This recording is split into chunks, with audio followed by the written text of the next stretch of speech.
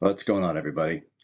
This is Mike Goldstein, stickers of the C.A.N Report, coming at you with a little mini podcast, something for myself. In honor of Movember,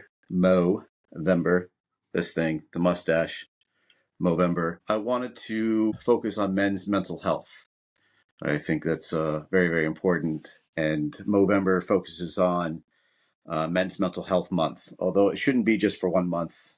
We should always be caring about our mental health and making sure we're doing things that are taking care of ourselves and our brothers, also our sisters. But we're losing a lot of people due to suicide.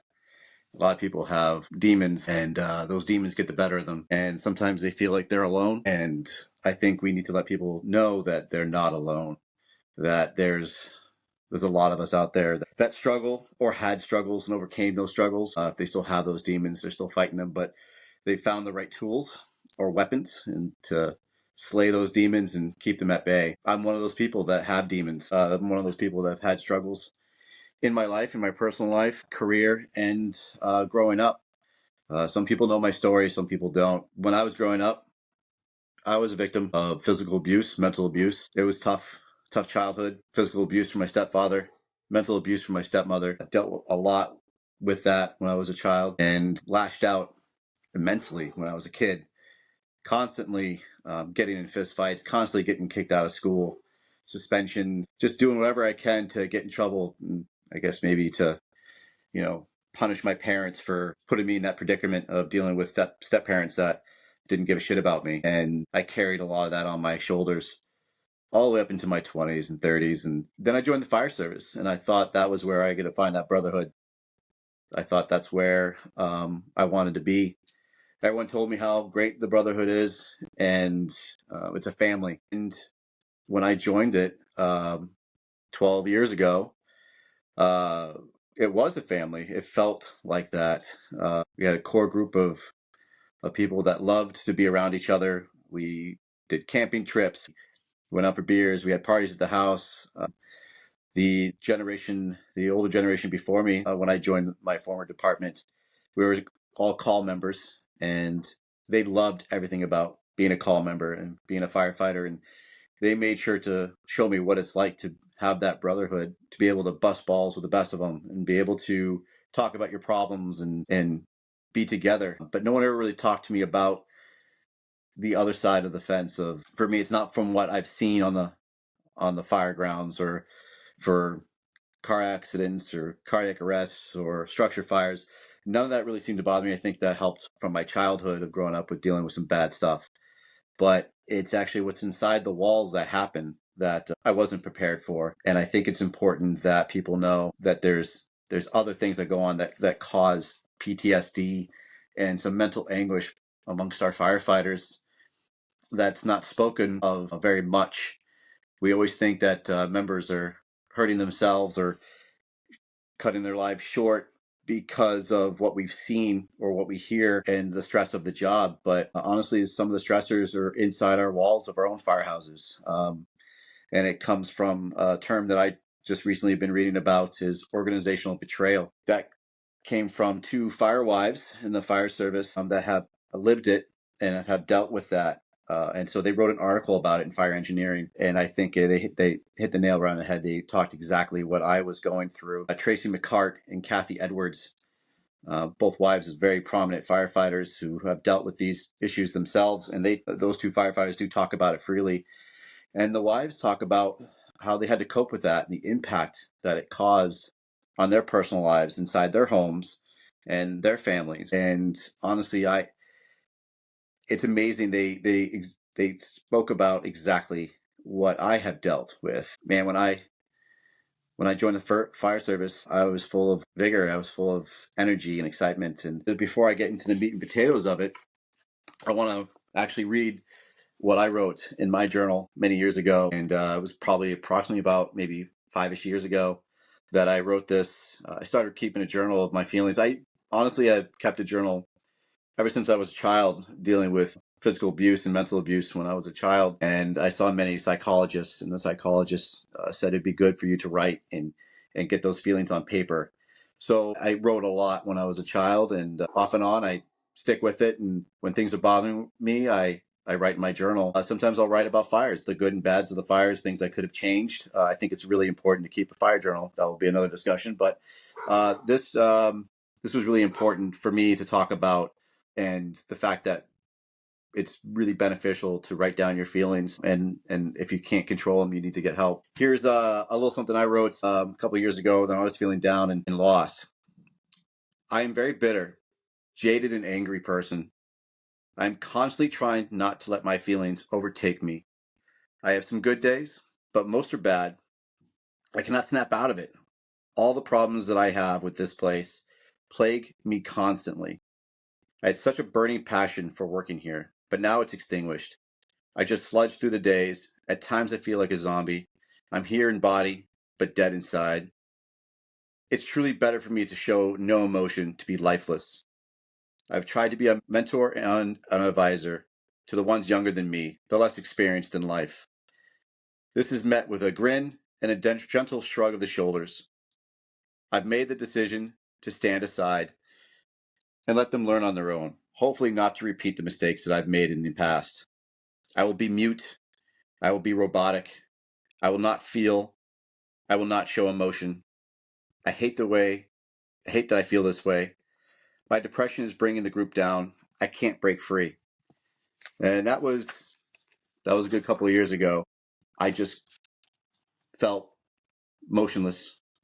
I felt that no matter what I did, it wasn't good enough, or was met with snide remarks that I wasn't here for the department. Things that I did going above and beyond didn't matter. And I'll read just on one more. I have felt for some time that you have been pushing me to leave. I only really hear from you when you're really angry with me or annoyed by me. I am hurt because I feel that I have given so much of myself to the department, and I have worked so hard with you and for you. I'm angry with myself for not overcoming this. I'm angry with myself for bringing my team down. I truly love being on this department. My world is doing this job right here and actually loving what I do. I want to feel that again. I want to smile and laugh with my crew and everyone else. I am working on me. I'm trying to fix me. Please understand that when you talk at me, it brings me back to my abusive childhood, and I shut down. I couldn't express myself to my stepfather or stepmother. I would crawl inside myself and completely shut down. So that's just a snippet of some of the things that I write down, and no one's actually ever heard that before. So I'm using this platform to let people know that that's the real me, that I think it's important to be real and transparent. I know that social media is not a place for therapy or to seek advice.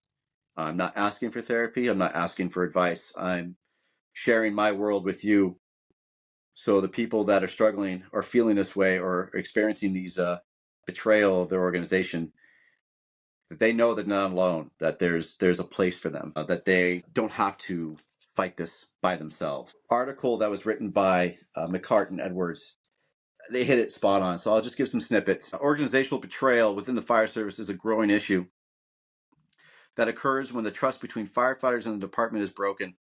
This can happen due to a variety of reasons, such as unfair treatment, lack of support, or unethical behavior by department leadership. When firefighters feel betrayed by their very organization they are committed to, it can lead to feelings of disillusionment, frustration, and a deep sense of betrayal. The profound impact on home and family life is very deep and very detrimental. They nail it. I have had many, many issues with my leadership in my former department. It was pretty much, I can do what I want. If you don't like it, you can leave. There will be hundreds behind you. I don't care. I've dealt with mental and physical abuse from my former leadership. I didn't know where else to go. I loved the job so much that I just kept putting up with it. And I would go home miserable. I would go home confused. My question I asked myself repeatedly was, why am I doing this? Is it worth it? Why do I keep going? I didn't know who to turn to. I didn't know who to talk to. If I complained, it would get back to that person. So that trust was broken. We think we have an inner circle, and we think that we can talk to people that were supposed to be our brothers or sisters, and then you happen to talk to the wrong person. You can't help but open up and start talking about your problems when people ask about things. And unfortunately, when you open up yourself, especially complaining about complaining about your leadership or your chief, it gets back to them. And usually you only are telling one person and you know who that person is. So they break your trust. And in my experience, when I've approached those people and would tell them, hey, this was between you and me, usually it's, well, I'm sorry, you didn't say it was just between you and I. So unfortunately, you actually have to make that caution to them, like, hey, this is a serious conversation between you and me. I just need to talk. That's really a big thing, is that you have to talk about your feelings. You have to talk about what's bothering you. Leadership is leadership, right? Department chiefs or assistant chiefs or town administrators, they are gonna. It's a tough job to be under them sometimes, and they're gonna beat you down. And it's important to have people as a support system so you can talk to them. So I did try that, but unfortunately, it caused more problems than it was worth. I kept following that certain person for a long time because I trusted in their judgment and their skills. Of my former leadership, he had a profound impact on me. I did follow him. I hitched my cart to that wagon because I he had great knowledge and great skills, but lacked the personal skills that made you want to completely follow him. The things that had been said to me just really cut to the core. The fact that you don't get, an attaboy, a good job. I'm not expecting to get a pat on the back when I show up to work. I don't think anyone needs a pat on the back when they show up to work. But when they go above and beyond, whether as a crew or even as an individual, recognition helps. It keeps them motivated. It lets them know that I'm doing something right. And you would have to, go through hell and fire to get something like that from him. Now, mind you, I've switched departments. This is not my current department that I'm talking about. It's been a tough life. It's been a tough road. I honestly still have dreams about that person. It really actually pisses me off that I still have dreams of him coming into my current department and trying to get me fired, because that's my fear, that he still controls my life. And I think it's a huge stressor. And I've worked on that. And I'm doing a lot better. But my family suffered for that for a long time. For very many years, I just kept casting aside of that, hey, it'll be better tomorrow. It was more of like I hate to use the term, but I'm sorry, there's no other way I can say it, the battered wife syndrome, where the husband will beat that wife and she'll keep coming back because he didn't mean it. That, he said those awful things to me because he was upset about the grocery bill, or because he had a tough day at work, or he didn't mean to throw me down the stairs. It was just an accident because he was angry that the dog peed on the floor. It's always an excuse, and the victim always comes back and makes excuses for that abuse. And I was doing the same thing. I'd always say it's going to be better tomorrow. It'll be better next week. I had job interviews lined up, and I would always cancel on them because I was afraid of leaving, because I was afraid of missed opportunities. I was afraid that maybe I wasn't going to make it in a new department. What if that new department or that new chief is just as angry or bitter as he is, and I've gone to a worse environment? So I'd always talk myself out of those job interviews, and I wouldn't further myself because I was scared. And I think a lot of people stay in these toxic work environments because they are scared of the move, especially when they have spent so many years with that department. They cut their teeth on that department. They know the city or town inside and out. They know their trucks inside and out. They know exactly what they're going to inside those buildings when they go on calls. They've dedicated their life to that department, to that community, and they don't want to leave that and have to start all over again. Especially for me, 45 years old, and I started new on a new department at 45 years old, 45-year-old probie. That's kind of a scary thing to do. And I sometimes feel that I'm not marketable as much anymore because of my age. I feel like, we're athletes, and that, just like baseball players, basketball players, football players, when they reach a certain age, they're not marketable anymore. And we are athletes. No matter whether you're a call, volunteer, or full-time, you're an athlete. We're doing amazing things in stressful situations, and you start to become unmarketable after you start to age. So I felt that way. And thank God that my current department didn't think so. They believe in me and they trust in me, and it's been a great year and a half so far of being on a new department. But before that, it wasn't easy. I dealt with a lot of self-doubt. He made me doubt myself and my skills, and if I'd be able to succeed anywhere else. That was kind of like his effect. If If you leave here, no one else is going to love you. If you leave here, you're not going to make it. But also to tell you 1,000 times, if you don't like it, you can leave. You're an at-will employee. I can fire you whenever I want to fire you. That was a daily reminder. And I still would come back every day. And I'd go home and go, I'm ready to leave. Screw this guy. I'm out of here. And then I'd turn around the next day and go, oh no, actually he's cool to me today. He's a super guy to me today. And maybe I was just being sensitive and I don't need to leave. I'll stay. And I would do that every day. And every day I'd come home and I would be in a pissy mood and I'd take it out on my family. I'm just sulking or complain. And honestly, I felt so guilty that I'd always complain. I'd always be complaining to my wife. She was the one that had to hear it all the time. And it's not fair to her. I know as spouses, we have to be the shoulder. We have to be the rock and listen to those problems and help them work through those problems. But I tell you what, my wife didn't sign up to hear me complain about my job or my boss every single day. And I was doing that to her every single day. And there was times she would say, then why don't you just leave? And I really didn't have the best of a reason. My fear was that I was going to miss out on a promotion. Truth to be told, I missed out on a promotion without leaving. I was passed up for a promotion. And yeah, I was bitter about it. And yeah, it was for personal indifferences is why I was passed up.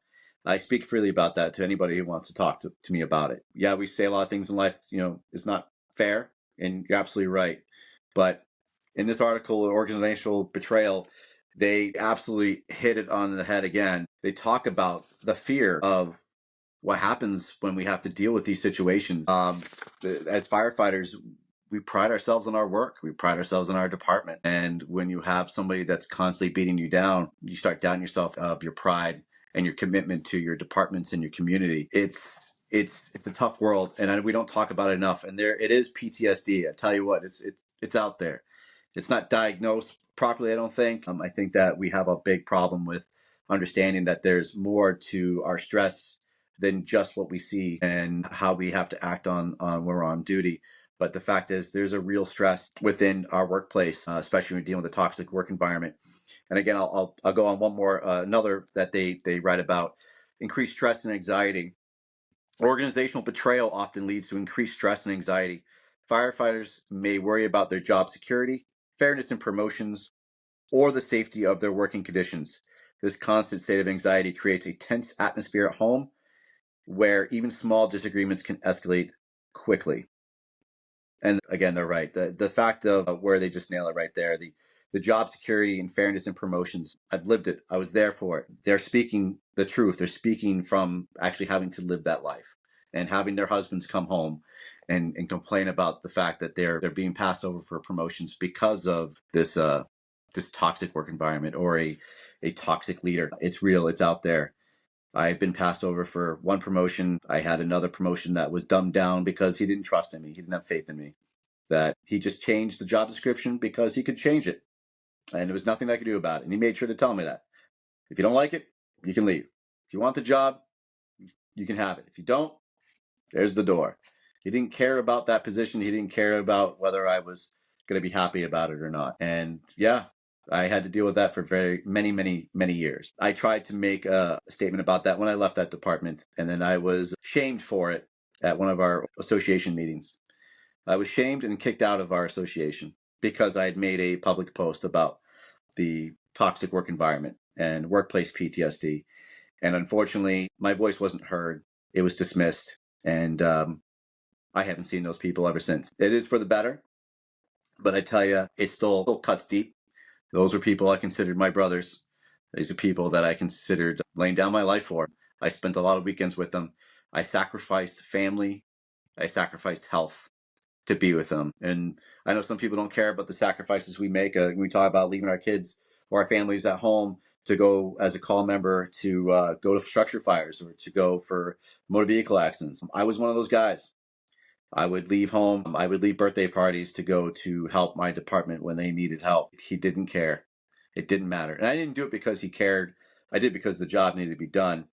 But when you have somebody in that leadership position who doesn't thank you for sacrificing the time away from home, it starts to weigh on you after a while. And again, every day it was the same thing. It just wasn't good enough, and he didn't care about your sacrifice. It only would matter when the public was watching, and then a good statement would be brought up about how well the men or women work for that department. I did go through therapy. I do talk about it when people ask. Therapy was good. I got a lot of things out. Unfortunately, though, I don't stick with it as much as I should. And that's really important. If you're struggling, you need to continue to go. It does help, but if you stop, you're not going to get better. And I know people are afraid to leave, and some people, you just can't jump ship without trying. And I did try for many years. I continued to try to work on myself. I continued to try to work with my leadership department and try to be better and not think about it's not just me. It's we are a team, we are a group, and again, honesty and transparency. I was written up for having a bad attitude. After I got passed over for lieutenant, I shut down. I became angry. I didn't want to be around anybody. I felt betrayed and I was confused. And honestly, I felt that job was mine, and it hurt to the core to be passed over and the job given to somebody who I felt was inexperienced, who felt that I felt that they didn't earn it. They didn't put their time in. And again, as us being firefighters, we're very prideful on experience and knowledge and the sacrifice we do to get these promotions. And this person walked in having spent no time on our department and got the job over me. And that hurt deeply. And I was told, you got to get over it. I was told multiple times from my leadership that you need to get over it. If you want to be angry, don't be angry at the other guys, be angry at me, but you need to get over it eventually. You just can't flip a switch and just get over something. It takes time and an understanding from others. But unfortunately, that person didn't care. There was no understanding. Um, he's got a business to run. That's what it was. It was a business. Yeah, a department, but it was a business. And he made that very clear. And I had to move on and just try to let it go, but it still hurt. And so I started shutting down with my team. I started shutting down with members of my department where nobody wanted to be around me. Nobody wanted to talk to me. I became somebody that I never wanted to be. And I was letting him win because I was becoming beaten down, because I was pulling away. And anytime anyone talked to me, the only thing I ever talked about was me being treated unfairly. The fact that I felt that I was betrayed and that when I got passed over for that, and how much the other person sucks and I'm better than him. And, that's all I would ever talk about. Where again, nobody wanted to be around me, and I made sure I kept myself away from everybody. I just completely mentally shut down. I didn't care about the job. I didn't care about how I was presenting myself to other members or even the public, and where apparently it was affecting the other members of my department, where they felt they needed to make a formal complaint, and they brought that up to my leadership, and my leadership felt it was the best interest to put me on probation and suspend me for not suspend me, but put me on probation for 6 months and have that letter in my file. And it's because of my attitude that was affecting the core of the department. And that actually shook me out of that state of trying to blame everybody else and to punish others. I realized I was angry at one person and I shouldn't be angry at everyone. And I was starting to get better and coping with that. It still was a Band-Aid. It was an eye-opening experience. I felt like I came out of sobriety. I felt like I'd become sober. Like I was in that drunken state where all of a sudden that switch just clicked in my head, and I realized I need to wake up. I need to be better. I can't let him win. I need to snap out of this. And I didn't need him telling me that. And I think that's why I kept struggling to get out of that funk, is because I wasn't doing it for him. And he kept telling me I needed to be better or I needed to snap out of it and let it go. Well, it doesn't work that way. But unfortunately, it took that experience of being written up and hearing the reports and statements from my peers that I was causing a work environment that wasn't conducive to them. And it was like going through AA. And I cried a lot. I actually approached members of my department that I felt that I had wronged, and I opened up to them and I apologized to them and had serious conversations, and it was tough, where I couldn't stop crying every time I spoke to them. And that sucks. We don't cry. We're firefighters. We're men. We don't cry to other men. Well, I did it. I did a good couple of guys that I had wronged, that I had given them attitude and disrespected. Even the person who got the promotion over me, it was unfair to punish him. He didn't know what happened. He didn't know the history of what was going on between me and my chief. But I was angry at that person who got the job over me, and I made sure he knew that. And so I punished him by doing that. I wanted everyone to feel the same way I was feeling. I wanted everyone else to suffer, and that wasn't fair. But instead of talking to me, they all just made those complaints, and that's how I found out. It's okay to talk to people. I know they're the person you're afraid of to talk to is going to be angry, but trust me, from personal experience, I wish somebody would have reached out to me. I wished a coworker would have pulled me aside and say, "Hey, Mike, you're screwing this up for everybody. You need to figure this out. We love you and we love working with you, but right now you're miserable and you're making us miserable. It's not fun anymore." I would have loved those conversations. I would have really taken that to heart. And I know it's tough talking to people who are struggling mentally, who will always appear angry or sad because you don't want them to lash out at you. You don't know what their reaction is going to be. It's either going to be angry or it's going to be crying, or you don't know what it is. And that's a scary thing to have to approach somebody. Nobody likes conflict. And I think it's, for me, it would have been really, really helpful to have them approach me and talk to me, at least put a hand on my shoulder and say, "Mike, we're here for you.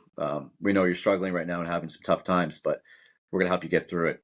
That would have meant the world to me. But unfortunately, that didn't happen. So a lot of people they hid that, and they just made the complaint. But I do thank them now, because I will never be that person again. I will never um, be angry as that and shut down and punish my coworkers and my brothers and sisters for the way I'm feeling because somebody else caused it. It's not fair. And it wasn't fair to my family. And again, from this article, the impact of mental health. The mental health of firefighters is already at risk due to the nature of their work, but organizational betrayal adds another layer of difficulty. Feelings of betrayal can lead to depression, anxiety disorders, and even post-traumatic stress. It's true. I mean, again, these two incredible women write from their experience, and I take solace in the fact that I'm not alone in these struggles. I take solace into knowing that it's a big world, and the people I've spoken to have, and especially in the state of New Hampshire, have dealt with the same thing. Some people are scared to talk about it because they're afraid of it getting back to either their former or current departments. And I don't blame them. It's a scary thing. Again, nobody likes conflict. And when your fire chief finds out you're complaining about them, it's a scary thing, especially when you have somebody that is not afraid to hide their anger and they lash out at you. And for me, I shut down. I shut down a lot when I'm approached by somebody who is expressing a lot of anger at me, especially in a professional setting. It's from my history of my abusive history, and it brings me just right back to being a child. And I shut down and I take it like I was when I was 12 years old. And I let them talk at me. I let them talk down to me, and I just walk away. And then I have the shoulda, coulda, wouldas in my head, and it sucks. And I've worked really hard to not let that happen again. We have I spoke about it before of, you got to you water the grass on your side of the fence. And I've done that for many years. And I worked really hard to try to continue to have the greenest grass. And I tried and it didn't work. And I was fortunate enough to be able to move on to a different department who believes in me and trusts in me. And it's worked out really, really well. And I can't say it enough for being part of a new department that backs me and believes in me. And I haven't met one negative, angry, toxic person there. They've all been supportive, and especially with this new venture that I have here. No one has made fun of me or they mean, they'll bust balls. You got to have thick skin in the fire service, but no one's ever tried to make me feel embarrassed for bringing this to a new platform. And I commend them, all of them. The department's a great bunch of people. They get it. I'll talk about one more thing about this article is about seeking professional help.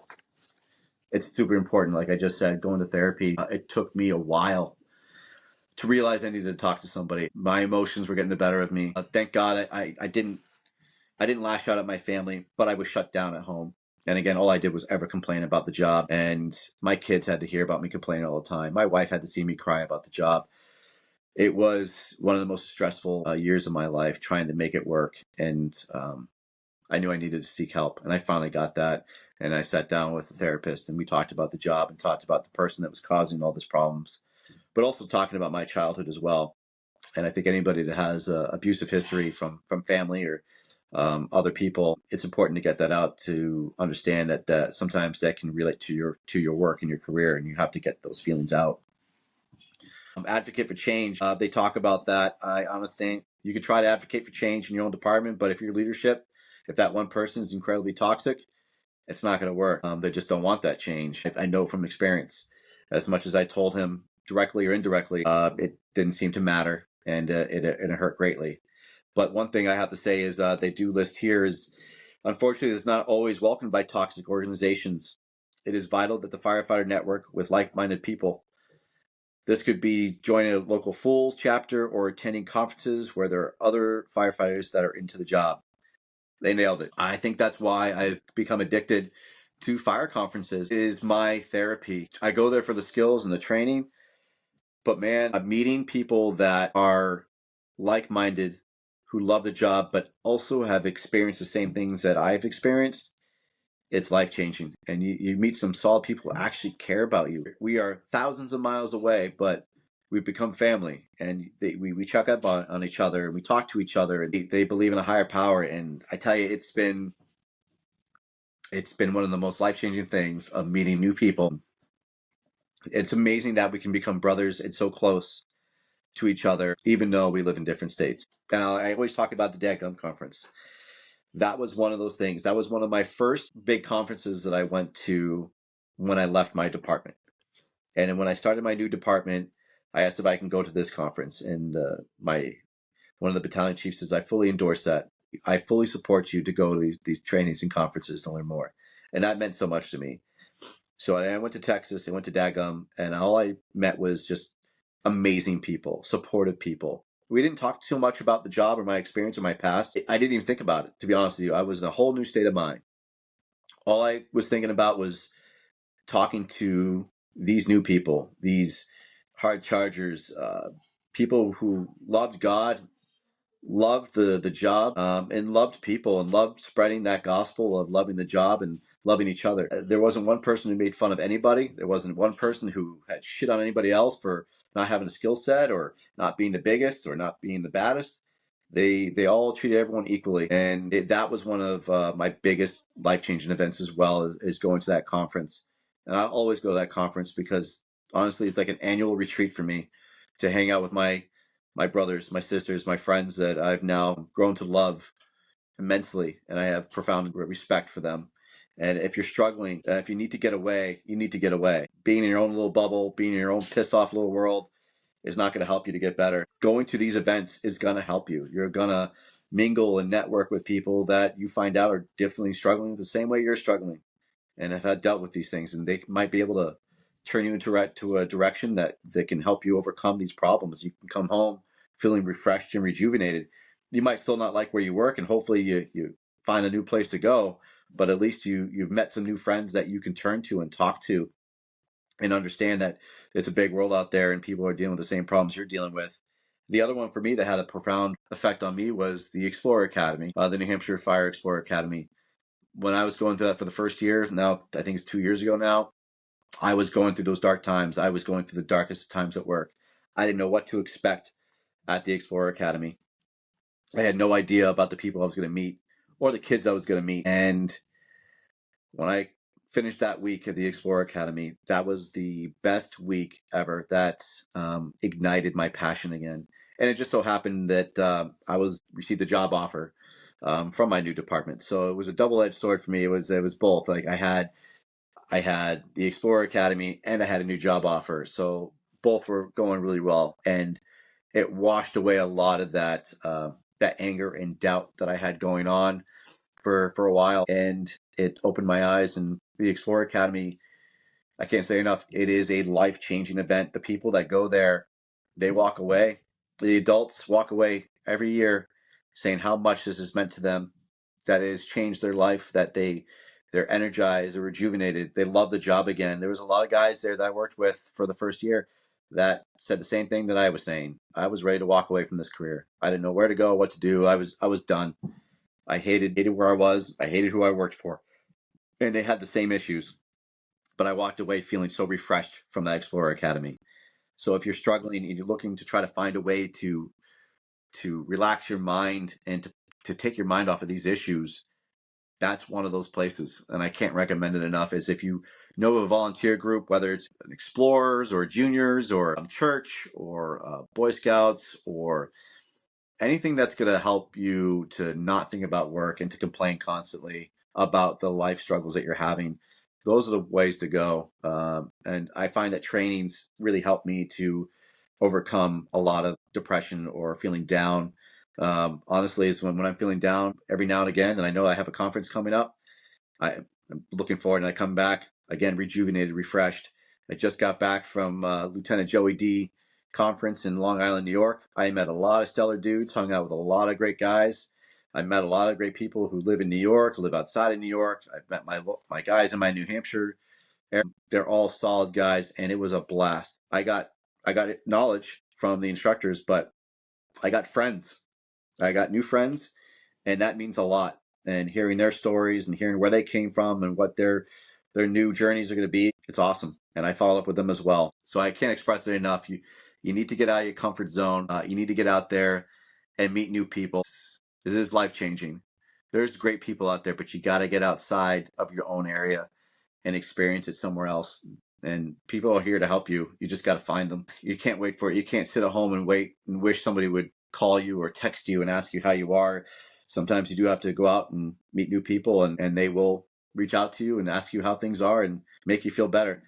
My world lights right up when I get a text from a fellow brother or sister from that I met at conferences or even in state that I've met at conferences, but they live right next door or they live in towns over from me. It puts a big smile on my face. And where if I see them succeed, follow them on social media and see if they got a new job or a promotion, it makes me happy.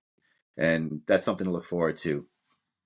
So there's some places that you can go to if you have a hard time finding these conferences or you feel that you can't afford them. You can reach out to them and ask them uh, to for some help financially if you really want to go to some of these conferences. They usually do a lot of fundraisers to help people who can't afford them.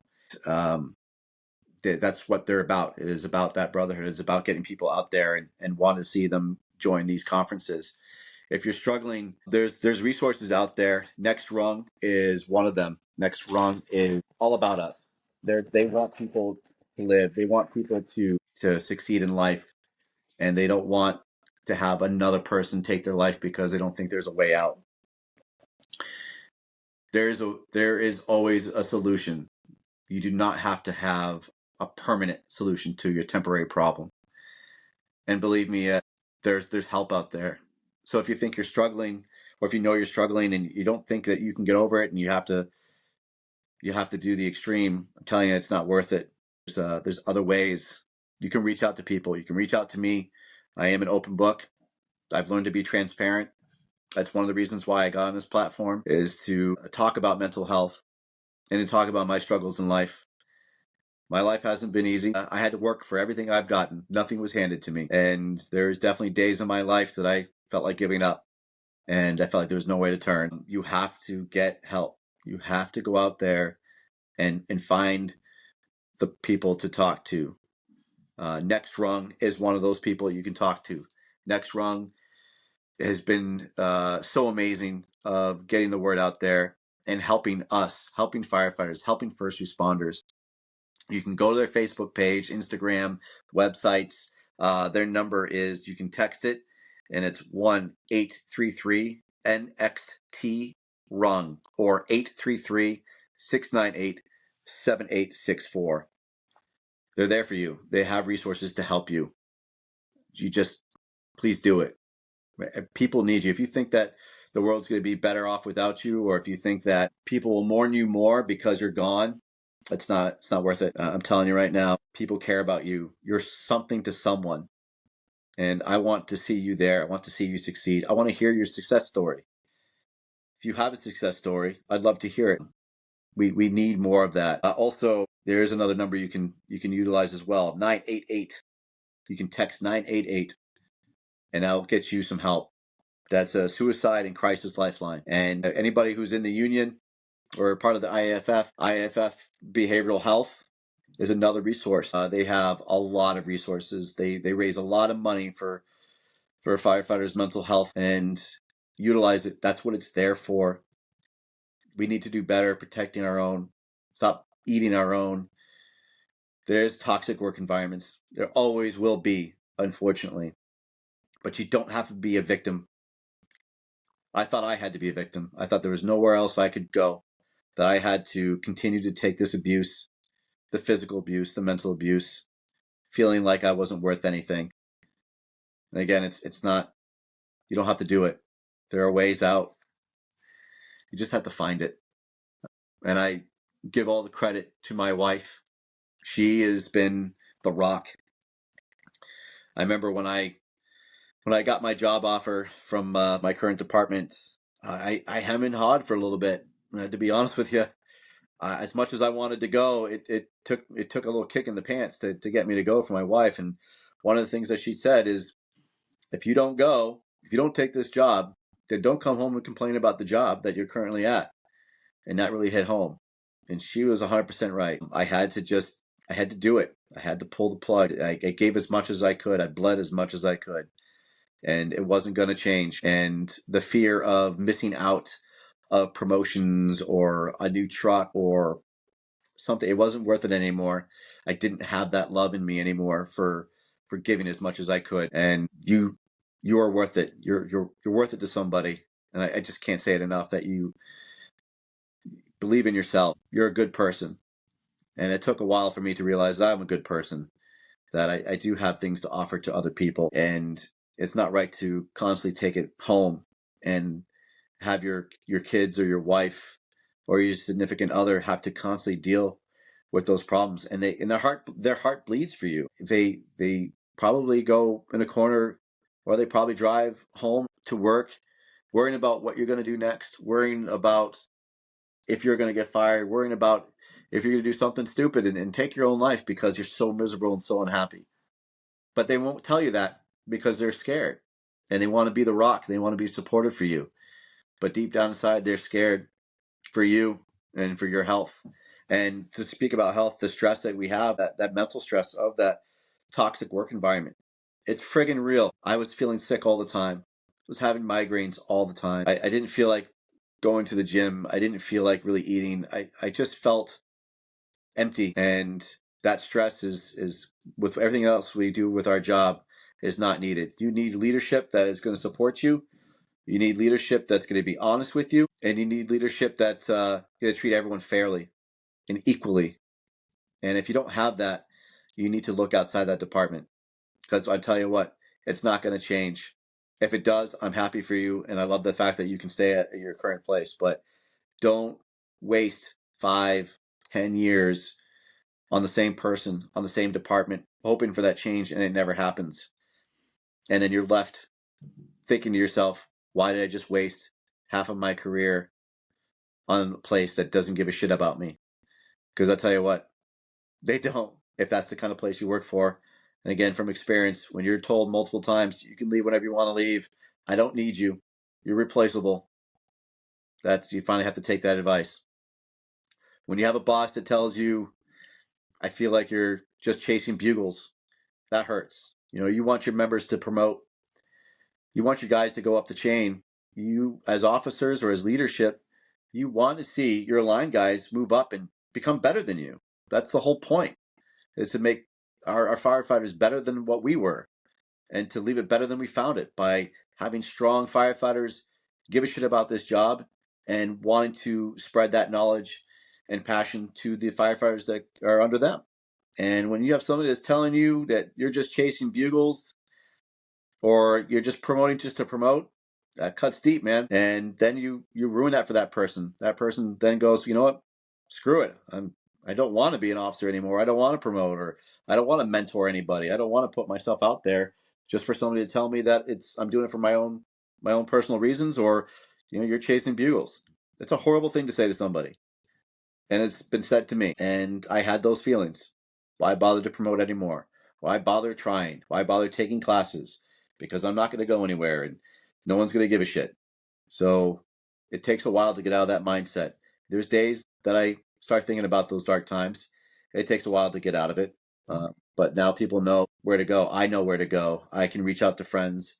I can reach out to family and work it through. I know how to work through those problems. I know not to make other people suffer when I'm having some of those days where I'm doubting myself. And like I said, even at my current job, there's days where I get in my own mind and I start getting down. And honestly, they see it.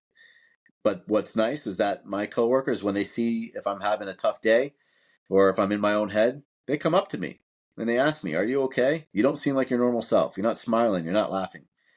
And that means the world to me, of them asking me, "Are you okay? You seem down today. Do you want to talk?" We need more of that. If you see somebody struggling, if you see somebody who is down and they're not acting like themselves, talk to them. Ask them if they're okay. Ask them if they want to talk. You don't need to go to somebody else and say, "Hey, it looks like Jimmy over there is feeling down.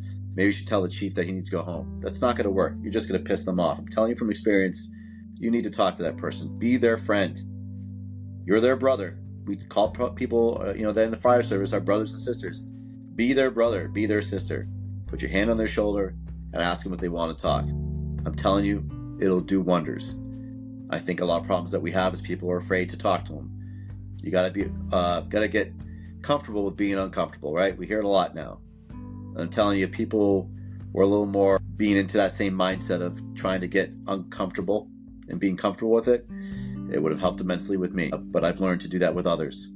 So please, if you know someone who's suffering, if you know someone who's feeling down, or if you see a toxic leadership, if you see a lieutenant, a captain, a senior man, a chief, assistant chief, anybody who's in those positions that shouldn't be treating somebody like that, say something. If you see something, say something. Again, in my experience, everyone was afraid to say something, because if they said something, then he would come at them and he would make them feel small. So everyone just followed suit and they wouldn't say anything. And I think some people live in regret for that. I know I do as well. When I was under his wing, I passed judgment on people that I shouldn't have passed judgment on, because if I had a different point of view, that if I had a disagreement or if I felt differently and made it aware, he would come at me or make me feel small or make fun of me. So instead of doing the right thing, I would do the wrong thing and shut down or point my finger at that person with him, because at least I was in the same corner and he wasn't going to pick on me. And it's not right. And being victim of bullying is real in the firehouse, and it can be from leadership as well. So that's my story, at least some of it. I try not to go into too many details, but again, I am an open book, and I want people to know that where I'm coming from is real, it's from the heart. And when I talk to people I meet in person, whether I'm instructing or at the firehouse or outside the firehouse, I'm keeping it real. And when I talk to our students who are there to learn at the academy or outside the academy, I'll always be real with them. I will never make them feel insignificant. I treat everybody equally. I feel everyone's got a place in life, and that when we're teaching them, screaming and yelling, it don't work. It just creates training scars. You can have a different touch with them. Sometimes people just need a different approach. We need to calm things down sometimes and understand that people have a different way of learning, and just don't write them off and just don't let them fail. Be a mentor to them. And we need more people to speak up. We need more people to realize that it's not right, and toxic work environments should not be tolerated. So thank you all for listening. I appreciate all of you. Love all of you. Thank you all for the support so far that I've received by doing this podcast. It's been a lot of fun. We got some more great guests, and I'm going to have these fine women on here and talk about what they have dealt with, why they came up with these topics, why they're so passionate about it. I'm really excited to have them on board. So hopefully we'll get them on soon. Tracy McCart and Kathy Edwards. Their husbands are Todd Edwards and Kevin McCart, two amazing dudes that I respect immensely. and I respect the hell out of them. Thank you so much for allowing them to be a part of everyone's lives. If you have any questions, please feel free to reach out to me. The group that Tracy and Kathy have created is called the Fire Wife Life LLC, and I'm so happy that they came up with this. And the article that they wrote means the world to me. It is a real thing, and please read it. Again, the title is Organizational Betrayal and the Impact. Organizational Betrayal on Home Life, the Spouse's Perspective. It's real. It does impact their lives as well as ours. So again, thank you to all of you. I hope I didn't ramble on too long. If you ever want anything more on this, please let me know. And again, please reach out if you need help.